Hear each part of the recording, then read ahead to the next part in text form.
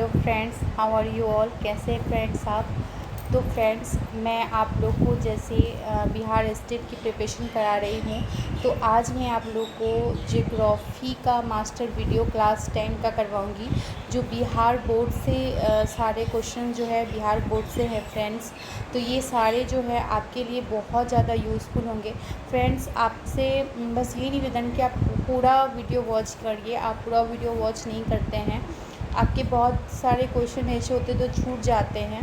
तो आप ज़्यादा से ज़्यादा क्वेश्चन को सुने।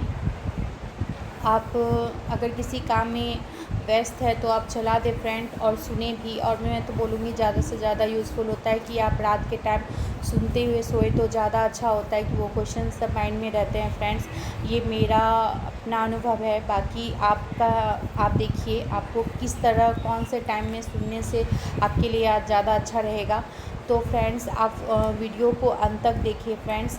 और अगर आपने अभी तक मेरे चैनल को सब्सक्राइब नहीं किया फ्रेंड्स, तो आप सब्सक्राइब कर दे, लाइक कर दे और शेयर कर दे। Thank you friends. तो चलिए स्टार्ट करते हैं ज्योग्राफी का मास्टर वीडियो। ये video Bihar board geography class 10th का मास्टर वीडियो है। क्लास 10 के जितने भी चैप्टर है सभी मैं आपको करवाऊंगी। तो चलिए स्टार्ट करते हैं। संसाधन, विकास और उपयोग पहला चैप्टर है। तो इससे क्या क्वेश्चन बन सकता है। मानव सबसे बड़ा संसाधन है। क्यों मानव सबसे बड़ा संसाधन है। वह अपनी प्रतिभा से वस्तुओं का उत्पादन और उपभोग करता है, इसलिए फिर वो सबसे बड़ा संसाधन है। इनमें कौन सा कथन सही नहीं है। तो देखिए, प्रकृति की सभी वस्तुएं जो देखने में आती है संसाधन है। संसाधन हुआ नहीं करते, बना करते हैं। जब जलप्रपात का उपयोग जल विद्युत उत्पादन के लिए किया जाए तब वह संसाधन की श्रेणी में आ जाता है। खनिजों का निष्कासन कर जब हम उन्हें उपभोग में लाते हैं तो वह खनिज बन जाते हैं। तो वो बोलता है कौन सा सही नहीं है। तो देखिए, जो पहला वाला है, प्रकृति की सभी वस्तुएं जो देखने में आती है संसाधन है, ये गलत है। संसाधन उसी को कहेंगे जब हम उसका उपयोग कर रहे हैं। तो संसाधन हुआ नहीं करती है, बना करते हैं। ऑब्वियसली होता नहीं है, उसको हम उपयोग में लाते हैं फ्रेंड्स। तो ये तीनों जो ऑप्शन है ना वो बिल्कुल सही है, पहला वाला गलत है। आप हमेशा याद रखना, जब आप किसी चीज़ का उपयोग कर रहे हैं, आपके रूम में आपका मोबाइल देखिए लीजिए, सबसे पहले अभी आप मोबाइल यूज़ कर रहे हैं ना, तो मोबाइल आपके लिए संसाधन है। लेकिन उसी रूम में एक ख़राब मोबाइल पड़ा हुआ है जो बिल्कुल काम नहीं करता, आप उसका यूज़ नहीं कर रहे हैं, तो वो आप संसाधन की श्रेणी में नहीं आएगा। ठीक है फ्रेंड्स, चलिए नेक्स्ट क्वेश्चन देखते हैं। इनमें से कौन अजैविक संसाधन है। तो कौन सा अजैविक संसाधन है। पक्षी, मनुष्य, पेड़ पौधे या अवरक। तो फ्रेंड्स, अवरक क्या है, अजैविक संसाधन हैं। हो जाएगा। इनमें कौन नवीकरणीय संसाधन है। खनिज तेल, कोयला, वन या कोई नहीं। तो नवीकरणीय संसाधन वन क्या है, एक नवीकरणीय संसाधन में आता है। इनमें कौन मानवकृत संसाधन है। सड़क, नदी, वन, खनिज। तो देखिए, जिसका हम निर्माण करते हैं वही मानव होगा। तो सड़क का निर्माण हम लोग करते हैं। संसाधन के नियोजन के लिए इनमें कौन सी प्रक्रिया अपनाई जाती है। तो देश के विभिन्न क्षेत्रों में उपलब्ध संसाधनों की पहचान करना, संसाधन की मात्रा एवं गुणात्मक स्तर का निर्धारण करना, विकास योजना को चरणबद्ध रूप से तैयार करना, या सभी। तो इनमें से सभी हो जाएगा फ्रेंड्स। दूसरा देखिए, नेक्स्ट क्वेश्चन है। सागर तट से 12 समुद्री मील अर्थात 19.2 किलोमीटर तक के महासागरीय क्षेत्र में पाए जाने वाले संसाधन किस प्रकार के संसाधन हैं। तो ये किस प्रकार के संसाधन आएंगे, राष्ट्रीय संसाधन है। कैसे संसाधन है, राष्ट्रीय। झारखंड का स्वर्ण क्षेत्र किस प्रकार का संसाधन का उदाहरण है। तो झारखंड का जो स्वर्ण है वो एक संचित भंडार है, किसका कार्य संसाधन नहीं कहलाता। तो देखिए, भीख मांगना होगा यहाँ पे। फिल्म एक्टर, स्कूल या कॉलेज का शिक्षक या धनोपार्जन में लगा चित्रकार। तो फ्रेंड्स, जो भीख मांगना है वो संसाधन नहीं होगा। बाकी सब में देखिए कुछ ना कुछ कर रहा है। फिल्म एक्टर, स्कूल या कॉलेज का शिक्षक, धनोपार्जन में लगा चित्रकार, ये सभी संसाधन कहलाएंगे। इनमें से कौन नवीकरणीय संसाधन है।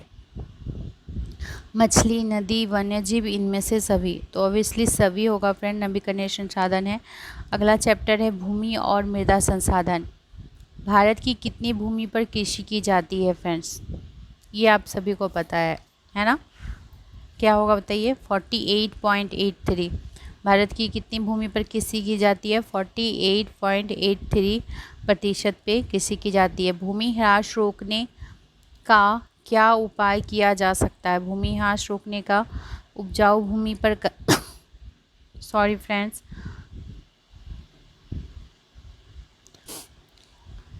तो है भूमि ह्रास रोकने का क्या उपाय किया जा सकता है? तो देखिए, पहला है कि उपजाऊ भूमि पर कल कारखाने ना खड़े करना, ठीक है। उसके बाद है जलमग्न भूमि का उद्धार करना, पहाड़ी भागों में सीढ़ीनुमा खेती करना, इनमें से सभी। तो ये सभी हो जाएगा भूमि ह्रास को रोकने का उपाय है। रवेदार और रूपांतरित चट्टानों के टूटने से किस प्रकार की मिट्टी बनती है? तो फ्रेंड्स, किस प्रकार की मिट्टी बनेगी? लाल मिट्टी बनती है। जो रवादार और रूपांतरित चट्टान टूटेंगे तो लाल मिट्टी का निर्माण होता है फ्रेंड्स। किस मिट्टी में लोहे के ऑक्साइड मिला करते हैं?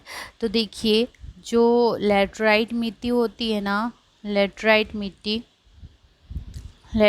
मिट्टी में लोहे का ऑक्साइड मिला करता है, ठीक है। भूमि और मिट्टी का कटाव कैसे रोका जा सकता है? फल चक्र अपनाकर, पशुओं की चराई पर नियंत्रण कर, वनों की अंधाधुंध कटाई पर रोक लगाकर। तो इनमें से सभी हो जाएगा फ्रेंड्स, अगर आपको अच्छा लग रहा है तो आप प्लीज़ लाइक कर दो, और हो सके तो अपने फ्रेंड्स को जियो एजुकेशन गुरु के बारे में बताइए फ्रेंड्स, और शेयर करिए। और अगर आपको पीडीएफ चाहिए फ्रेंड्स, तो इसी वीडियो के लिंक पे मेरा टेलीग्राम चैनल का लिंक होगा, आप उसको क्लिक करके ज्वाइन कर ले, वहाँ आपको पीडीएफ मिल जाएगा। विश्व में कृषि कार्य के लिए जितनी भूमि उपलब्ध है उसमें भारत का हिस्सा कितना है? तो देखिए, उसमें भारत का हिस्सा जो है वो 11.9 है। कितना है फ्रेंड्स? 11.9%। बिहार में प्राय कैसी मिट्टी पाई जाती है? तो बिहार में जो है वो जलोढ़ मिट्टी पाई जाती है। कैसी? जलोढ़ मिट्टी। भारत के किस क्षेत्र में मरुस्थलीय मिट्टी पाई जाती है? तो भारत के पश्चिमी शुष्क भाग में मरुस्थलीय पाई जाती। इनमें कौन लाल मिट्टी का क्षेत्र है? तो लाल मिट्टी का क्षेत्र फ्रेंड्स क्या होगा? पंजाब का मैदान, या छोटा नागपुर का पठार, या पूर्वी तटीय मैदान, या हिमाचल प्रदेश। तो छोटा नागपुर का पठार जो है वो लाल मिट्टी का क्षेत्र है। कृषि कार्य के लिए भारत की कौन सी मिट्टी सबसे अधिक उपयुक्त है? कृषि कार्य के लिए जलोढ़ मिट्टी जानते हैं सबसे ज़्यादा उपयुक्त होता है। इनमें कौन मिट्टी पौधों के लिए सबसे अधिक उपयुक्त है? तो जानते हैं यहाँ पौधों के लिए जो है दोमट अर्थात मध्य आकार की कणों वाली जो मिट्टी होती है, यानी लोएम सॉइल जो होता है वो उपयुक्त होती है। इनमें कौन कारक मृदा निर्माण में सहायक है? मृदा निर्माण में बोल रहा है स्थानीय जलवायु, पूर्ववर्ती चट्टानें, वनस्पति और जीव। तो ये सभी को मिलके ही मृदा का निर्माण होता है फ्रेंड्स, तो ये सभी हो जाएगा। नेक्स्ट अगला चैप्टर है, देखिए जल संसाधन। पृथ्वी पर पीने लायक मीठा जल कितना प्रतिशत है? तो कितना प्रतिशत है फ्रेंड्स? 2.5, 4.5, 9.5, 96.5। तो फ्रेंड्स इसका हो जाएगा 2.5। पृथ्वी पर पीने लायक जल कितना प्रतिशत है? 2.5 है। जल प्रदूषण को रोकने का कौन सा उपाय कारगर नहीं है? पहला देखिए बोल रहा है कल कारखानों में अपशिष्ट रासायनिक पदार्थ जलाशय में ना गिराए जाए, कूड़ा करकट तथा मल आदि नदियों में ना गिराए जाए, तालाबों में कीटनाशक दवाएं छिड़की जाए, और सड़ी गली वस्तुएं तालाबों में ना फेंकी जाए। तो फ्रेंड्स, जो तालाबों में कीटनाशक दवाएं छिड़की जाए ये गलत है, बाकी सभी बिल्कुल कारगर हैं। केरल में सिंचाई की आवश्यकता क्यों नहीं होती है? तो आप जानते हैं वहाँ करीब सालों भर वर्षा हुआ करती है केरल में, इसलिए वहाँ सिंचाई की आवश्यकता नहीं पड़ती है। भूमिगत जल का उपभोग भारत के किस क्षेत्र में अधिक किया जाता है? तो फ्रेंड्स, जो भूमिगत जल का उपभोग है ना वो ज़्यादातर उत्तर भारत में ही किया जाता है। कहाँ किया जाता है? उत्तर भारत में। भाखड़ा नागर बांध किस नदी पर है? तो भाखड़ा नागर बांध किस पे है? सतलज नदी पे है। नेक्स्ट, संसार में सबसे लंबा बांध किस नदी पर है? संसार में सबसे लंबा बांध जो है वो देखिए, संसार में सबसे लंबा बांध महानदी पे है। किस पे फ्रेंड्स? महानदी पे संसार में सबसे लंबा बांध। नेक्स्ट है, किस नदी परियोजना में राजस्थान मध्य प्रदेश में सिंचाई तथा मिट्टी संरक्षण की सुविधाएं मिली है? तो चंबल घाटी परियोजना में जो है राजस्थान और मध्य प्रदेश तथा मिट्टी संरक्षण की सुविधाएं मिली है। दक्षिण भारत की सबसे बड़ी नदी घाटी परियोजना किस राज्य में अवस्थित है फ्रेंड्स? तो इसका होगा आंध्र प्रदेश और तेलंगाना में। दक्षिण भारत की सबसे बड़ी नदी घाटी परियोजना किस राज्य में? आंध्र प्रदेश एवं तेलंगाना में है। भारत में जल शक्ति का मुख्य स्रोत क्या है? भारत में जल शक्ति का मुख्य स्रोत क्या है फ्रेंड्स? तो इसका होगा वर्षा जल है। भारत के किस भाग में झीलों और तालाबों का उपयोग अधिक होता है? तो असम में, पश्चिम बंगाल में, उत्तरी भारत में या दक्षिणी भारत में? तो देखिए इसका आंसर जो है वो हो जाएगा दक्षिणी भारत में। क्या होता है? झीलों और तालाबों का उपयोग अधिक होता है। किस नदी प्रणाली का जल सबसे अधिक उपयोग में आता है? तो गंगा नदी प्रणाली का जल सबसे अधिक उपयोग में आता है। सोन नदी बिहार के किस भाग में बहती है? सोन नदी बिहार के दक्षिणी पश्चिमी भाग में बहती है फ्रेंड। किसमें? दक्षिणी पश्चिमी भाग में बहती है। अगला चैप्टर है देखिए, वन्य और वन्य प्राणी संसाधन। तो इनमें कौन सा वन पदार्थ नहीं है? तो देखिए इमारती लकड़ी, लाह, तांबा और बांस। तो जैसे आपको पता ही है तांबा जो है वो क्या है? वन्य पदार्थ नहीं आता है। महोगनी किस वन की उपज है? महोगनी जो होगा चीरहरित वन है। क्या है फ्रेंड्स? चीरहरित वन है। इनमें वनों का सबसे ऊंचा क्षेत्र कौन सा है? वनों का सबसे ऊंचा क्षेत्र कश्मीर से कुमायूं तक का जो क्षेत्र है वो क्या है? सबसे ऊंचा क्षेत्र है। काजीरंगा राष्ट्रीय उद्यान कहाँ अवस्थित है? तो काजीरंगा राष्ट्रीय उद्यान फ्रेंड्स मालाबार तटीय क्षेत्र में है। कहाँ है? मालाबार, सॉरी फ्रेंड्स, हाँ सही है, इसका मैंने गलती कर दिया। इनमें बोल रहा है कि सबसे ऊंचा क्षेत्र तो कश्मीर से कुमायूं तक है और इसका यहाँ होगा फ्रेंड्स काजीरंगा राष्ट्रीय उद्यान जो है असम में है। कहाँ है? असम में। काजीरंगा असम में। इनमें उत्तराखंड का अभ्यारण्य कौन है? तो देखिए उत्तराखंड का अभ्यारण्य जो है कार्बेट है। क्या है? कार्बेट। कार्बेट उत्तराखंड। गिर कहाँ स्थित है?